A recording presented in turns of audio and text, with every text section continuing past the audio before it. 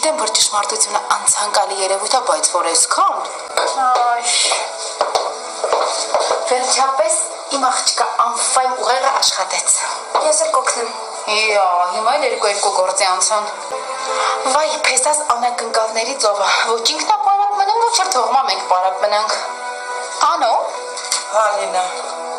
Բայց հավատան է, մի բան էլ դու ասա։ Ձենիդ կարոտ ենք մնացել խոսա էլի։ Չէ մեկա, ասել եմ ու կասեմ, որ ես տղամարդկանց բոլորին պիտի հավաքես ու ուղղակես դժողք, մեզ այսքան տանջելու համար,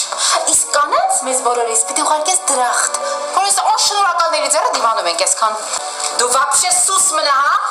Այդ բոլորին է հայտնի, որ տղամարդկանց մեջ սուրբ չկա, հա մերը քեզ չեմ ասում։ Լսի լեզվին չտաս, գիտես դու արդեն, հիլը այսպես գյոզան աղջիկ եմ քեզ տվել, փոխանակ հիանաս, լուսի գիտես ինչ կա, որ Անջելինա Ջոլին է բերեն կանգնասեն հիմա քո դեմը, դու չպետի նայես վերեն բապշը, որովհետև հիլաս ուրիշ ա։ Անիմյան հարց տամ, աղջիկդ ինչի վրա է ծիծաղում։ Սա յա խեղճ, հլմացի աչքերին նայեք, երեսին ֆռում ա։ Խորանամ ես իմ խեղճ աղջիկ, հələ դու գիտես քեզ ինչ էր սպասվում, սրանց ձեռը ինչեր պիտի քաշես դու, մամայի ջանը քարա,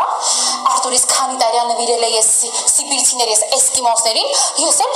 Հայաստանում ինքնահրկիզմամբ էի զբաղվում, ամբողջ օրը ապտեկայով տուն էի գնում, ինչքան ներվերի տեղ կա խմեցի։